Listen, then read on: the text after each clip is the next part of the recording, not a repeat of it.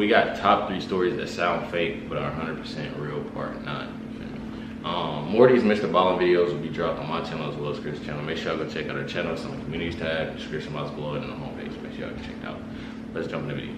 Sometimes the truth is stranger than fiction, and today I'm going to share 3 stories that demonstrate that. But before we get into today's stories, if you're a fan of the strange, dark, and mysterious delivered in story format, then you've come to the right channel because that's all we do, and we upload 3 or 4 times every week. So if that's of interest to you, please offer the like button a bowl of chips and some guacamole, but replace the guacamole with wasabi. Also, please subscribe to our channel and turn on all notifications so you don't miss any of our weekly uploads. All right, let's get into today's stories.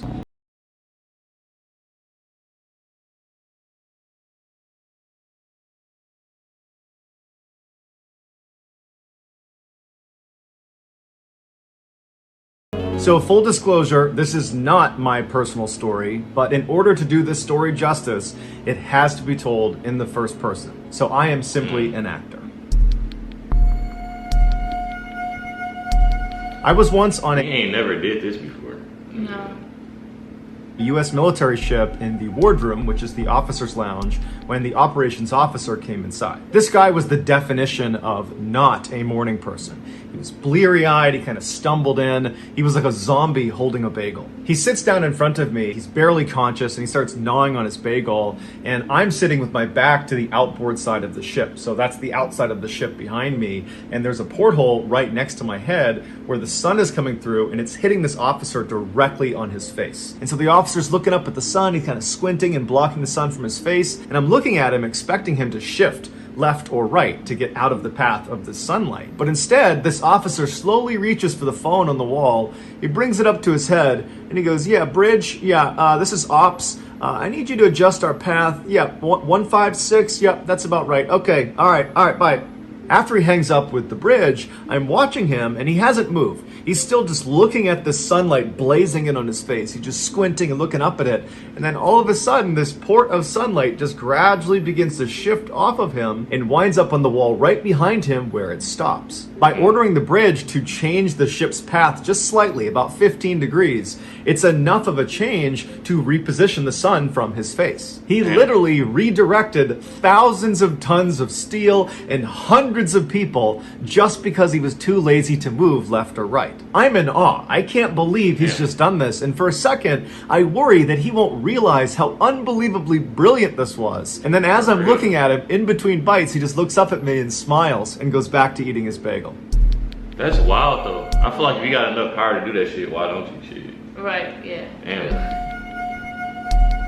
In November of 2006, Nintendo came out with a brand new gaming console called the Wii, and it was hugely popular and sold out almost completely right away. By the following January, it was still not on shelves in most places around the world, and so people were going crazy, spending unbelievable sums of money to try to get their hands on this system. A Sacramento, California radio station called KDND got a hold of one of these coveted systems and decided they would give it away during an on-air contest. The contest was going to be called Hold Your Wii for a Wii. And the premise of this contest was simple. The contestants would be given lots of water, and the person who held it the longest, i.e. they didn't urinate, would win the prize. Leading up to this contest, the radio station began promoting it really aggressively on air, and lots of people called in with concerns saying that drinking too much water can actually be deadly. But the station brushed these concerns off and said they were aware of them and that all contestants would be signing a waiver, and so ultimately the station was not responsible for what happened to them. On the morning of Friday, January 12th, 18 contestants showed up at the KDND radio station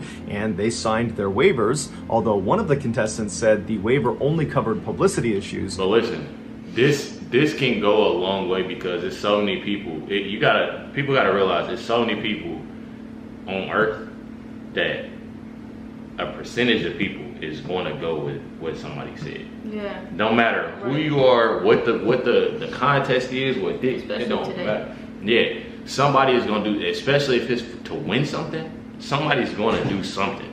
not health and safety concerns. One of the contestants was 28-year-old Jennifer Strange, who was a mother of 3, and she was trying to win this Wii for her kids. She, along with the others, after signing their waiver, were ushered into this room where they were handed 8-ounce water bottles. Every 15 minutes, they would be expected to finish that water bottle and then refill it and do it every 15 minutes. And if at any point they didn't completely finish their water bottle in time, or if they got up to use the bathroom, they would lose the contest. The contest started at 6:45 a.m., and by 8 a.m., after 5 bottles had been drank, a number of the contestants began pulling themselves out to use the bathroom. But the radio staff felt like this contest was going to take a really long time, and so they gave the remaining contestants, that included Jennifer, a larger bottle of water to drink from. Over the next several hours, all of the contestants, except for Jennifer and one other, had dropped out because it was just too painful. They had to go to the bathroom. Jennifer was heard on air saying it hurt so much, and one of the hosts laughed and said, well, do you need to lay down? And then somebody piped up and said, she can't even walk.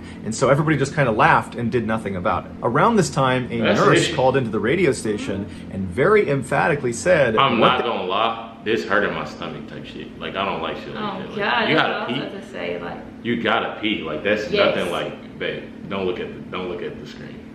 It's gonna throw you off. I didn't even say that. Don't worry about it. But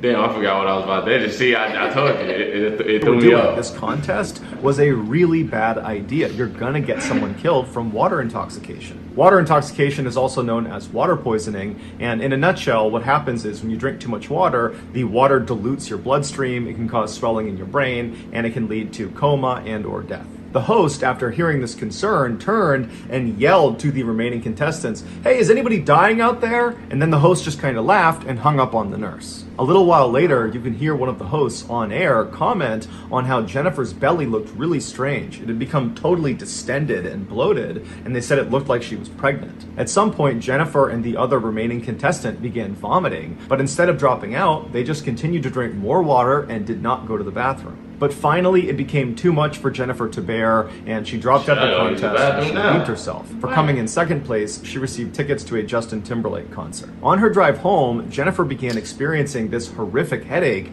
to the point where she was just sobbing uncontrollably. Through tears, she called one of her coworkers and said she just was not going to be able to come into work that day. Her head hurt too much. So if you know that you're having trouble and you know you're doing this contest, you should immediately go to the emergency room, go to a doctor to try to figure out, you know what I'm saying, is everything gonna be okay with me? Like, that's just how you feel me? Yeah. First of all, I wouldn't even be doing the contest. I would say, first of all, I wouldn't even have went that. You know what I'm saying? But at the same time, like, go somewhere because that can, like, that shit hurt. Like, that's hurting even talking about this shit. Much. And so after she hung up, her coworker she had just spoken to was really concerned about her and called Jennifer's mother to let her know what was going on. And about an hour later, Jennifer's mother headed over to Jennifer's house to check on her, and she found Jennifer dead in her bathroom from water poisoning. The station was ultimately sued by Jennifer's family, and they were ordered to pay over $16 million in damages. Sheesh. Wow. One thing about it though, Math. I don't care what nobody say about shit. I'm in. Money ain't gonna bring nobody back. I was just thinking. 16 million is a lot It's a of lot money, of money, but but in the back of your head, Jennifer is still like in the back of your, Yeah. like, damn. It still don't matter. You know what I'm saying? That's wild though. Yeah. That's not smart. Like you, I don't know. That shit wild. I don't know. Like, I understand you're trying In to 2005, overcome it, 57-year-old Let us know, y'all. Stephen Slevin was a physically healthy man, but mentally he was struggling. He was depressed and felt like his life didn't have any purpose anymore, and so in August of that year, he decided to just go on a road trip. He didn't know where he was going. He just felt like if I get out on the road and just go driving somewhere, I will feel better. And on this road trip, he eventually began drinking alcohol, and before long, he was swerving along the New Mexico highway, and a police officer saw his erratic driving and pulled him over. Once Stephen failed his sobriety test, the police officer arrested him. Stephen was brought to a local detention center where during his booking process, it was discovered that he had a history of mental illness. And so the officers, following that county's policy, segregated him from the rest of the general population in an effort to protect Stephen from himself. They moved him into a padded cell on the first floor, they removed all of his clothing, and they put him in what's called a suicide smock, which looks like a big blanket wrapped around your upper body. And what it does is it keeps inmates warm and modest, but it also prevents them from balling up their clothes and creating a noose they could hurt themselves with. After a few days in this padded cell, Stephen was moved to another, better cell that had a window, it had a shower, it had a toilet, and he was there for 2 weeks under strict medical observation.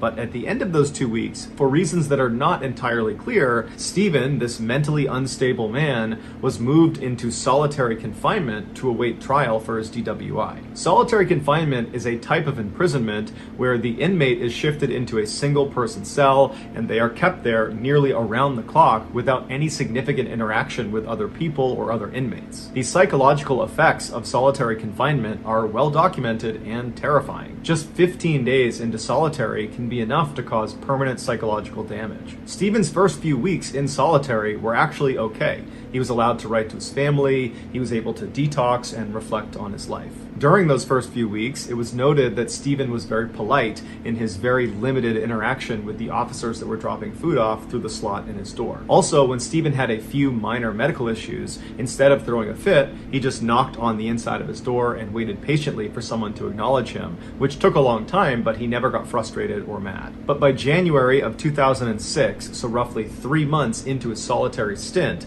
Stephen had not had any updates on when his case was going to go to trial, and Stephen was starting to lose his grip on reality. He was having these severe panic attacks, and he was suffering from intense hallucinations. He desperately wanted to find out how much longer he was going to be kept in the cell, but nobody would tell him. He tried writing his letters to his family, asking for help or asking them to try to get an update on his case, but when he went to literally write the letter, his hand shook so severely from the stress and anxiety that he literally couldn't write these letters. Starting that January, Stephen began spending the bulk of his day in the corner of his cell with his knees tucked up to his chest, rocking back and forth. He was allowed out of his cell a few times a month, but in April of that year, that stopped, and he almost never left his cell again. And without leaving his cell, Stephen was unable to bathe, and so his skin began developing fungus and began falling off, and his teeth began to rot. Finally, on May 8th, 2007, so 1 year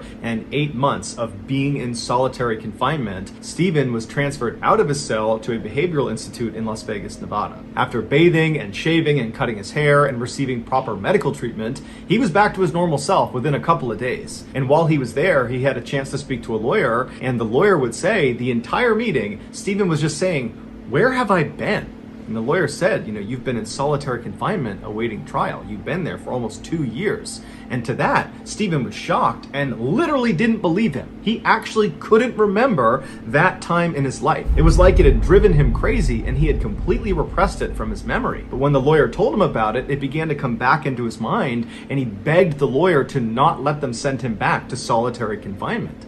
And his lawyer said, unfortunately, if that's where they're going to keep you, that's where they're going to keep you until you have your trial for this DWI. And unfortunately, we have no idea when that trial is going to be. But stay strong, because it's bound to be soon if they've already transferred you to this institute." You could be in there for that long. I was just about to say, how is he in there for 2 years? 2 years for DWI. That don't even make no sense. I would be talking to the lawyer about other stuff, not them. Solitary confinement because he mental issues. I don't get that shit. Yeah, there's no way.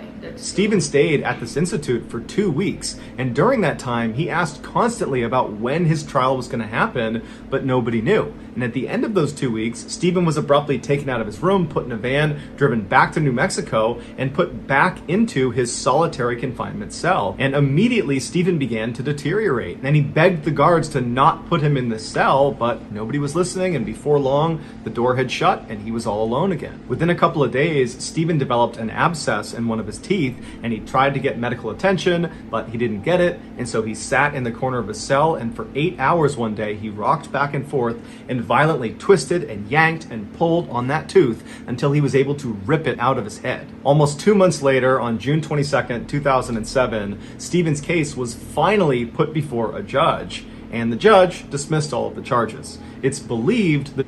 What? Bro, there is no way, bro. I need that 16 mil. Shit, I need that 16 mil, bro. There's no way, bro. Like, I understand there's gonna be a lot of people talking about, well, he could have killed somebody, could have did this, he could have did that. He didn't, though. Yeah. I'm saying he didn't know. Bro ripped out his tooth, bro. We don't even know how this about to end, type shit. But they didn't mentally, like, that's what I don't get with a lot of, he's already with a lot messed of up. people be messed up, depressed, sad, going through something, and they call it obviously mental issues, mental sickness. A few of us been there. It's people that got it worse, you know what I'm saying? And then judges and shit like that, they make it even worse by doing this shit. Yeah. To me, you know what I'm saying? That's what they doing. They making it worse. And when you make it worse, shit, that's this, I don't know.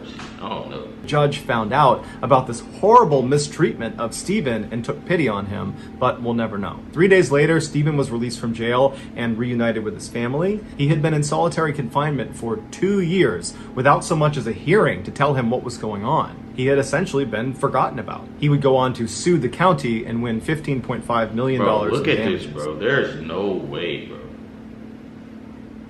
There's no way, bro. Yeah, heck no. There's no way. How much? Forgotten about. He would go on to sue the county and win $15.5 million in damages. However, at the same time he's winning this case, he was diagnosed with terminal lung cancer and given less than a year to live.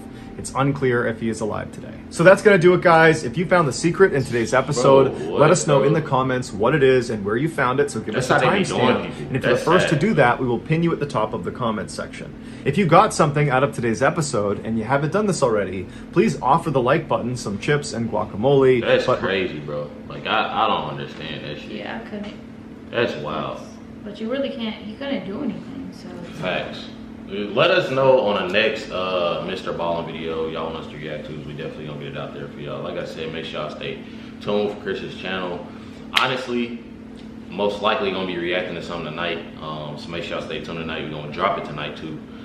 So it'll definitely be lit. It'll be late, you know what I'm saying? But you know what I'm saying? It's the weekend. Get your ass up. Make sure y'all hit that like button, that subscribe button, catch y'all next.